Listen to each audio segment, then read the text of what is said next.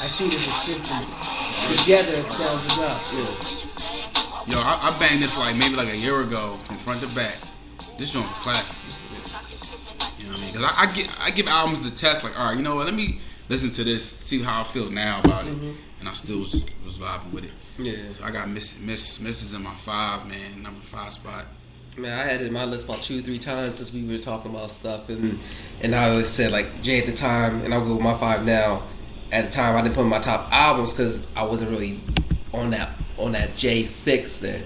But looking at his body work, look at the song that we were talking about, I gotta put him at least in my top 5 artists. Put Jay in there. You know, so he's definitely in my top 5. A lot of reasons already been put there, but I mean, when we look at his body work, like I said, he was somebody I was able to appreciate as I got older to see, okay, this is suave. Absolutely. And that's what he was spitting on, you know. I mean, he's a street dude, but it's the same, so with such elegance. You know, I mean, he make me like, shit, maybe I should be a drug dealer. Maybe I should be this guy. This sounds nice. You know what I mean? And this, the beats that he was on, how Puff selected out of these beats. And it's funny, because he always kind of looks at Volume 1, Jay. I remember in interviews saying, like, almost like, I wouldn't say a bad album, but not an album that he was fully in love with. And I think he talked about something about the Puff influence. The Volume 1, to popular belief, Volume 1 was kind of looked at as like a flop. Yeah, exactly. Even though it did go platinum. But it wasn't really like... I guess Reasonable Doubt. Yeah. And then it was almost like, here's not straight Jiggy, but semi-Jiggy. He didn't pop off with that. Yeah. He went a little Jiggy and it didn't work. Yeah. Volume 2, that's when it cranked in. Yeah. Hard Knock Life, right? Yeah. That's when it was like, all right, I'm a star. Yeah. But yeah, I gotta give, pay respects all over. And, he might not be as high as some of you guys in those top 5 artists, but I'll at least slide him in my number 5 spot. Okay. Mace was originally there. Sorry, Mace. You know what I mean? Then Nori was there, and then I'm like, I can't disrespect Jay that bad. I knew Kev was here, so I'm like, Mace will get his due. All the world. Kev will.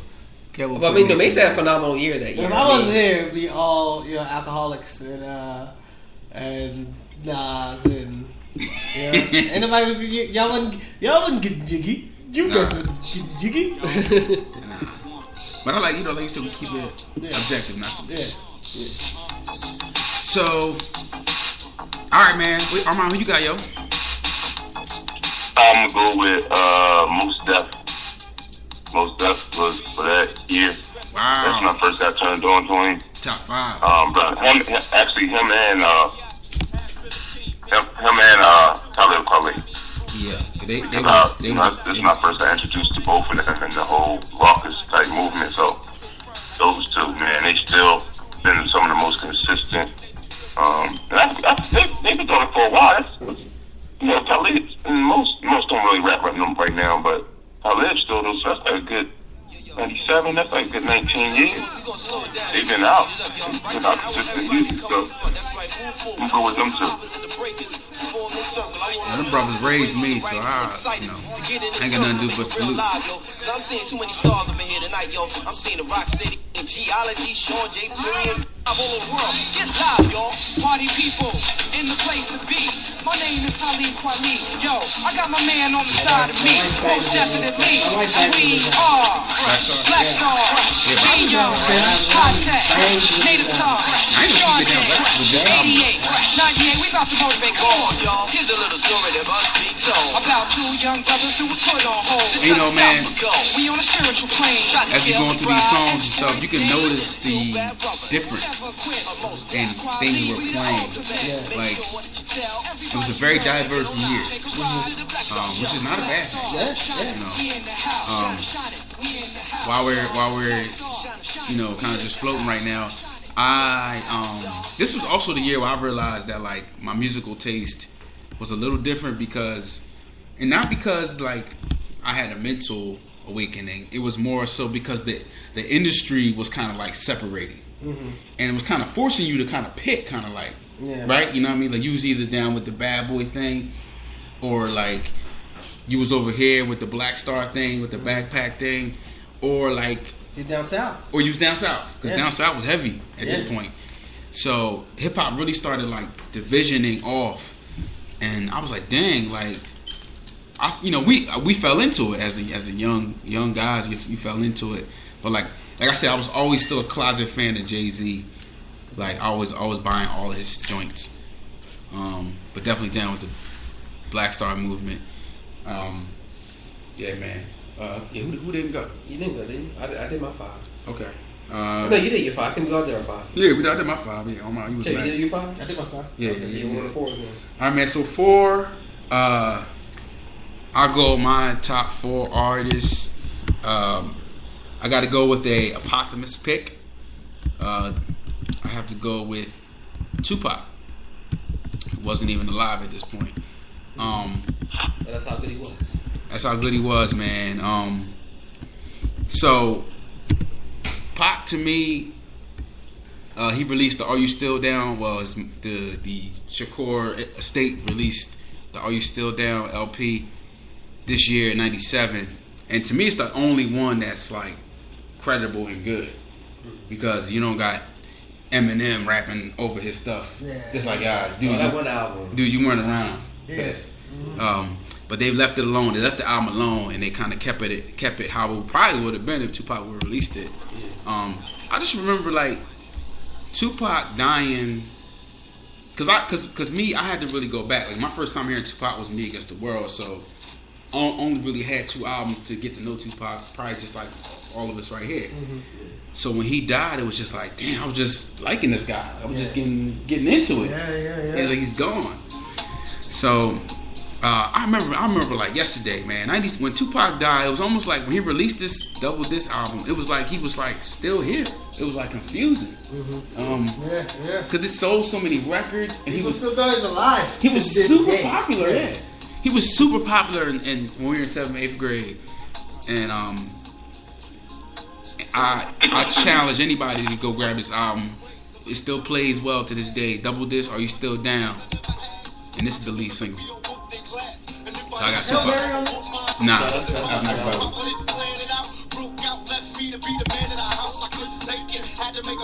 So that's why I had to put Pac in this joint, man. What you got, Armand? Your number 4. I'm gonna go with Jay-Z. My lifetime was a classic, and I think he started to come into his own. I think he was overshadowed when Biggie was alive. Like he was around, but definitely, yeah. He wasn't nobody that was like. He was just like Biggie, young boy. So right. I think when Biggie passed on, I think all Biggie fans kind of went to him, and he kind of got pushed up into that lane of like the next one. They can carry that Brooklyn torch and that New York torch, and so he like ascended into the lane where like near Nas and them. So I had to pay homage to him, man, because I'll be honest, I was his fan. Like I was like Brandon, but I wasn't like showing as much as love. I was always discounting his stuff for Nas stuff. Like he alright, but Esco got it right now. You know what I mean? So I always like kind of blow him off. And until I got older, I realized I was being biased. So 97, one of the top artists was Jay-Z. Monopoly with real cash, me and Biggie and the models be shaking Nation, Diddy ass and Parada be something you cats got to see and the watches be all types of shapes and stones. Being broke is childish and I'm quite grown. Run up in the club with the ice on, me and Python. Scope the spot out to something nice and I'm gone. You cats is home screaming the fight on. I'm in the 1500 seats watching tights on. Same night, same fight. But one of us cats ain't playing right. I let you tell it. People place yourselves in the shoes of 2 felons and tell me you won't fall every chance you get. At any chance you hit, we live for the moment. Make sense, don't it? Now make y'all. We got you guys up? My number 4, I'm going with Dark Man X. That's off the strength of this collabos, that year. I mean, and that's something when we were discussing Rookie of the Year and everything else. He was a beast. Think about it. Even in 97. Exactly. Before he even really came. When 4321 came out, when 24 Hours to Live came out, and we know these are both phenomenal songs, but first thing we were talking about, do you hear this boy X? Like, who's X? You know what I mean? Sure. We weren't talking about nobody else. And everybody else came correcting both of those collabo songs. But we were and it wasn't that he was the most lyrical, because he wasn't. But you don't think so? Well, no, in certain cases, but I think to me, besides the lyrics, but this is energy, his charisma, and he was anti-Jiggy. What we were moving into, he was moving farther away from. You know, but no, I mean he was lyrical. But I mean, I wouldn't say he was lyrical on the same level of Redman. You know, who's also 4, 3, 2, 1. But his energy, I got you. You know, his energy, his passion. Same thing how I looked at Pac in the sense where Pac might not blow you away with the lyrics, but his charisma and everything else is energy. And to me, that's what, and that kind of drew me to X at the time because he had a lot of similar energy, charisma qualities that Pac had that drew me in at an early age. You know, and I saw the similarities there. So. Oh, what is that? A lot of X. That's the wrong X. but I mean, this is the energy that he brought to the table, and then where it got us amped for Dark Hell in '98. Because at that point, after I heard 4, 3, 2, 1, I'm like, where's his album at? I didn't need to hear anything else besides this track. So he definitely had a lot off of this cameo. I can bring it from up here. Enough is enough. I'm mad at that.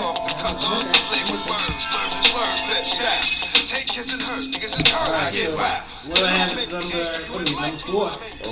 Number 4, Misdemeanor.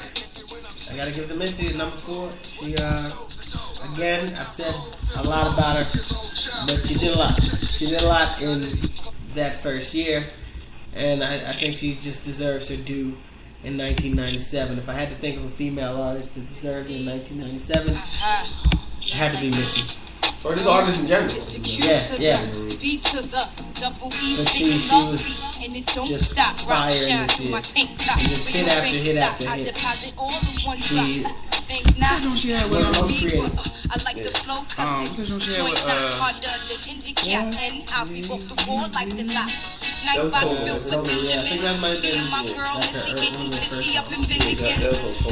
It's totally right. Gina Thompson. Yeah, she killed that joint. Oh yeah, I forgot about that. She murdered that joint though. But that's my marriage, so I can still look at her. Who? No, Gene Thompson. Really? Nah, I don't know that.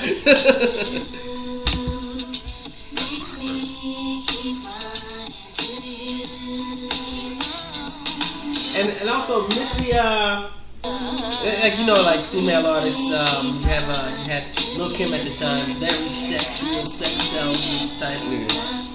Missy came out, and though she was talking about sex sells type stuff, She wasn't. They was in the video. She was. Fuck me, baby. she was. And that's what I liked about Missy. I mean, She not was just that good. Yeah, she was good enough. And here's a girl who was a big girl by all, you know, for all intents and purposes, but she didn't let that compromise her artist integrity. It was Like, just I'm a big girl, but I You were can just freak you talented. too. Like But you were talking about freaks, but you were just. You didn't have to like be on the album cover, you know, with your legs spread open. Yeah, Like you could just be good at what you do, yeah, and I respect it. yeah. Oh, that's You ain't ready for Puff Daddy. Beware, how dare he make the remix so deadly. Shazam, Guma be my pal like Shazam. I run into you like shoes on you moves, and I choose from the fly things that you do. You dudes, can't you see like total? And when you think about it, there's no Missy, the two there's no Pharrell. Hit me on my car phone. You got the hydro with me, you can roll. We can take a stroll on the beach, but bad boy, don't take your love away from me. Like, I don't know what she said just now, but it was so fly. But you knew it was hot. Yeah, your bar is but you made that music. yeah. Can't front on it. We got, so that's wrapped up the 4s. Did you do yours? Yeah, Tupac was mine. Oh yeah, okay, yeah. Yeah, Pac is mine. Kev, you got Missy. I had X. Yeah. So had J. Yeah, X and J. So man, start us off with your number 3, man. My number 3, I'm gonna go with Busta. Man. I mean, you can't deny he wasn't in my top 5 albums, and really wasn't no particular reason why. Yeah. But I mean, anything he touched that year was a hit. You know, I mean, his singles. You know, you couldn't go wrong with Busta. And the beauty with him in the same mold as Missy was like, here's this guy who's not acting super hardcore. He's just being himself. He's being weird.